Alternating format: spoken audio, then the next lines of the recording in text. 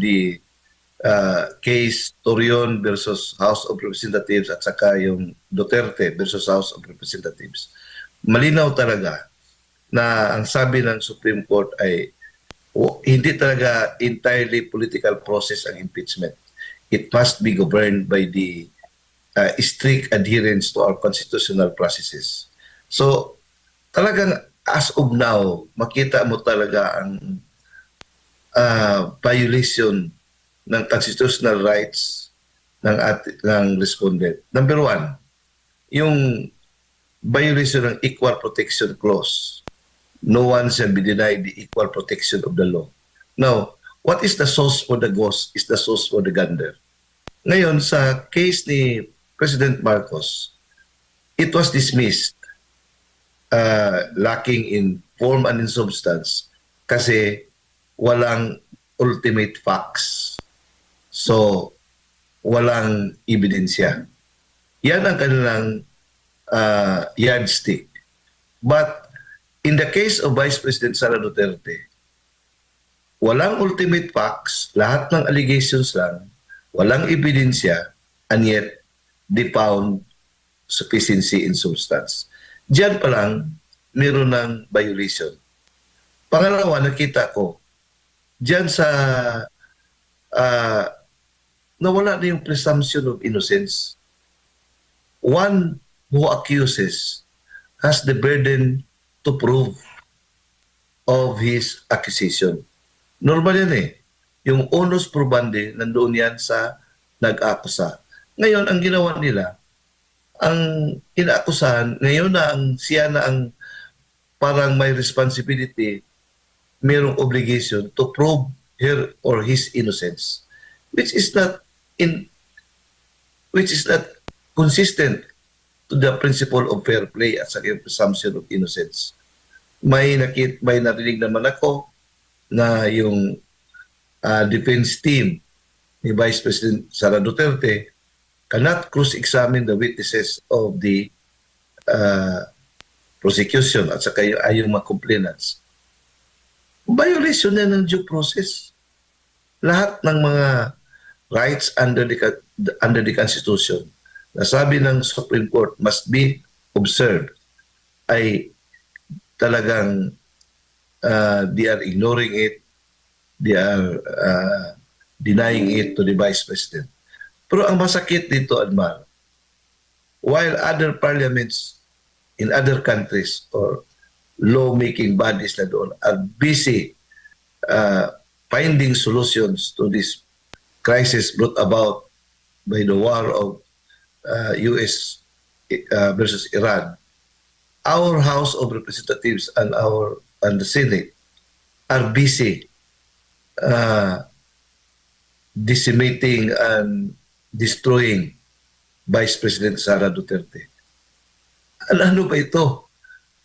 We are supposed to have a House of Representatives who will look at the welfare of the people na at this time are facing grave economic crisis. And yet, while hindi na priority yan, they are prioritizing a very politically motivated partisan na agenda. And lahat ng gagawin nila, even violating, trampling down rights of the respondent enshrined in the Constitution. So talagang nakakasuka talaga ito. Very, very hindi man lang disappointing but talagang condemning to the highest degree. Admar. Opo. And mayroong mga paunang, lalo na yung udang liderato po ng Kamara, nababanggit at pinapangalandakan nila na yung mga representative doon, kumbaga automatic na nagiging tinig or boses ng taong bayan. So kapag mayroon daw inihain dyan, automatic daw na sila nagre-represent sa taong bayan po, attorney. Paano naman po ma-differentiate sa tingin nyo po kung sila ba ay sumusunod sa tinig, well, sa kanila mag-uumpisa, no, yung impeachment sa pagpapanagot po sa mga tiwaling opisyal. Pero paano naman po malalaman kung ang ito pong ginagawa nila ay boses or sila talaga ay nagre-represent sa kanilang mga constituents at hindi sa personal na interest po, attorney? Malinaw yan, Admar. Malinaw yan sa sikat ng araw. They are not basing their stance from the pulse or yung sentiments ng kanilang mga constituents. Ang kanilang motivation ay personal interest at saka yung personal preservation kasi alam nila na they have committed sins, they have committed betrayal to the Filipino people, to their constituents, kasi karamihan sa kanila ay they enjoyed the loot na nangyari sa ating kabanang bayan.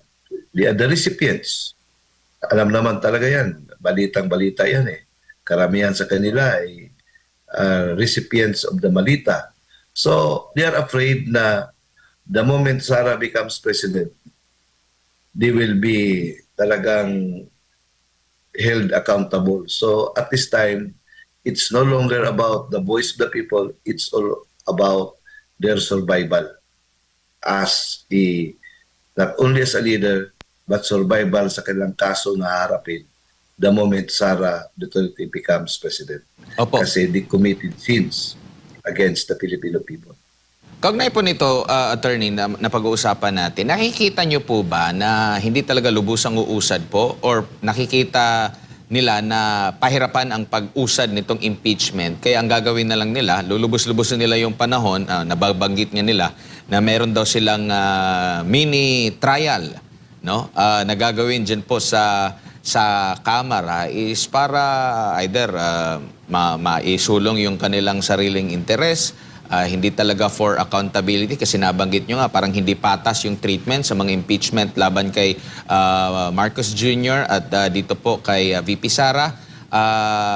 Doon na lang nila ibubuhos for the purpose na magkaroon ng masira ang pangalan ng pangalawang Pangulo po, attorney?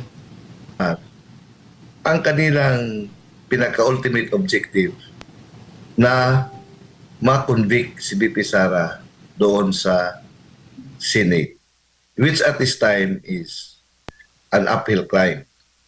But yung pinaka-short term nila na target, yung sinasabing mini trial, is to destroy, to blacken, to demonize the Vice President, to create a narrative. Kahit pa yung narrative na yan ay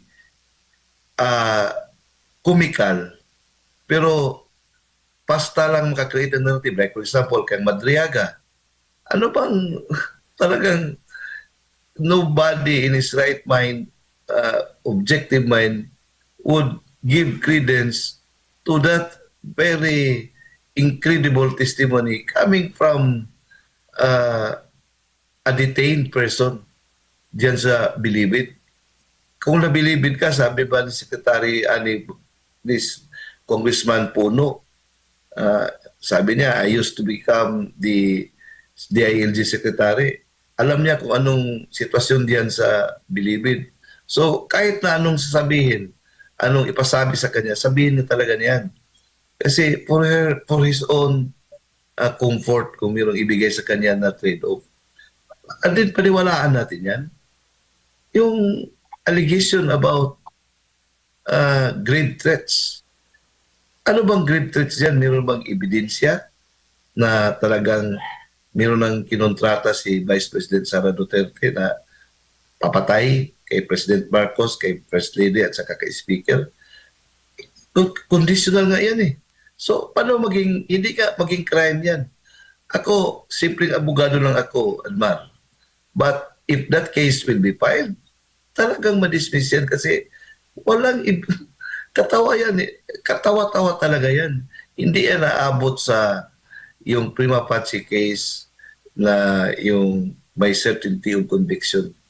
Yan na ang pamantayan ngayon sa even in the preliminary investigation stage. Kung objective lang ang prosecutor, talagang diyan pala ng level, dismiss na yan. So, pangatlo, yung confidential funds.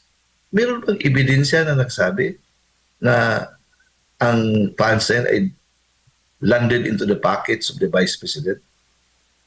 Kahit nga, assuming merong discrepancy sa paggamit ng funds, the ultimate penalty of this allowance is restitution. So paano yan maging impeachable offense? Ang ginagawa lang nila ngayon is to, as I said, to destroy, to blacken, and to demonize the Vice President dyan sa political landscape na baka sakali na because of that masisira siya, just like what they did, just like what the tormentors of the former Vice President Jojo Binay, paano siya sinisiraan. Pero I don't think so that it will work. Lalo ngayon na ang mga tao ay, in fact, people are no longer watching kung ano nangyari diyan sa diyan sa house. Kasi ang mga tao ngayon ay talagang fighting for survival. Imagine, Admar, paano yung simple middle class lang na tao, yung mga monthly income earners, karamihan dyan, may mga sasakyan. How can they cope with the skyrocketing price of oil na unanticipated? Yan ang worry natin, yan ang concern. Pangalawa, yung presyo ng mga bilihin. Alam mo, I'm not an economist, but if the price of oil increases, may domino effect yan. Lahat, everything is affected. Lahat mag-increase. Yan ang inatupag, yan ang problema na inatupag ng mga taong bayan ngayon. Siguro sa mga ultra-rich, like mga congressmen dyan, they cannot feel it kasi wala sa kanila yung kahit pa mag-full tank everyday sila. Kasi sintabos na yun sa kanila, daming pera nila. Lalo na ngayon, may mga incentives pa siguro sila. So, ito ang talagang masakit. Dahil they are not doing their job, pero sige, gawin nila yan, but I don't think so that mag-epekto yan sa pagkasira ni Vice President. Baka lalo pang aangat yung rating ng Vice President kung gagawin nila yan. Na talagang walang basihan, pang-aapi. Filipinos do not like to be do not like oppressors. Kasi ito, sa psyche natin yan, Admar, because we've been under the Spanish regime of 300 years, Americans, we have been slave. Nandiyan sa ating psyche yan yung talagang api tayo. Kaya nga, we root for the underdog. Hindi na nakita yan. Kaya nga, how would they realize na yung ginagawa nila ay talagang magbabaklas yan sa kanila? May nasiyahan yung mga kasama nila. They are happy. Nakita natin sa Facebook, yung mga keyboard warriors sila ay masaya dahil yung keyboard warriors, fake naman talaga yan. Pero if you listen to the sentiments on the ground, nako, tingnan mo yung how was the president received by yung mga repatriated na mga OFW sa airport. Hindi kasi pinapansin. I don't know when will they learn, when will they wake up from their slumber, saka yung kanilang paniniwala. Kasi they exist in echo chamber, Admar. Sila lang kasi ang nag-uusap-usap dyan eh. They are already detached from the realities. Detached na sila sa sentimento ng taong bayan.